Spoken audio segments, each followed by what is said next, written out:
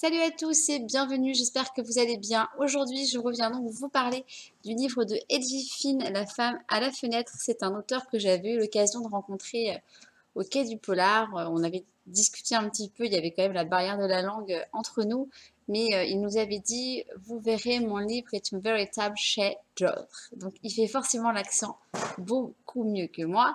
Son livre est-il un chef-d'œuvre ou pas? Vous le saurez à la fin de la vidéo. En attendant, je vais vous donner mon avis sur cette, pas mon avis, non, mais le résumé, pardon. Je vais vous dire de quoi parle ce livre. C'est donc Anna, une femme qui vit recluse dans sa maison de Harlem. Elle est séparée de son mari et de leur fille et elle passe sa journée à boire du merlot tout en prenant en même temps des bêta-bloquants et en regardant à longueur de journée des polars en noir et blanc. Et quand elle ne joue pas sur Internet aux échecs, eh bien, elle espionne ses voisins et une famille, en particulier la famille Russell, un papa, une maman, un ado, jusqu'au soir où en fait elle va être témoin d'un crime. Sauf que comment va-t-elle bien pouvoir convaincre la police quand elle-même doute de sa propre raison? Donc voilà, là je vous ai vraiment parlé, comme d'habitude, sans aucun spoil, de la quatrième de couve. En ce qui concerne mon avis, alors j'ai vu qu'il y avait beaucoup de personnes qui trouvaient qu'il y avait des longueurs. Alors j'ai pas trouvé qu'il y avait des longueurs, mais j'ai juste trouvé que finalement ce qu'on nous annonce sur la quatrième de couve, bah, ça met beaucoup de temps à venir dans l'histoire. Donc du coup on se dit bon bah ok on nous parle d'un crime, mais là le crime il n'arrive pas. Donc en fait je pense que le problème entre guillemets de ce livre, bah, c'est le résumé. À la rigueur il aurait pas fallu nous dire qu'il y avait un crime.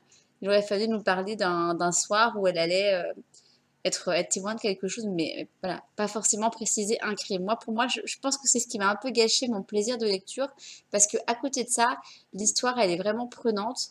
L'écriture, elle est très belle. On est vraiment pris dans l'intrigue, on a envie de savoir. Et le switch, mais le switch de malade, mais je l'ai pas du tout vu venir.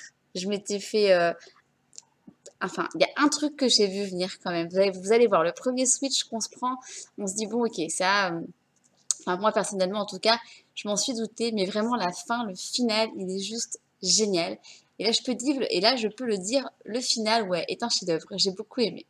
Donc voilà, vous voyez, je suis pas sur un coup de cœur, mais j'ai quand même passé un très bon moment de lecture.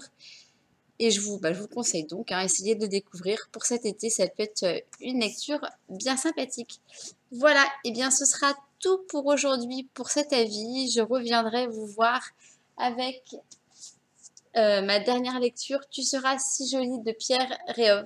Voilà, que j'ai terminé hier ou avant-hier, je sais plus.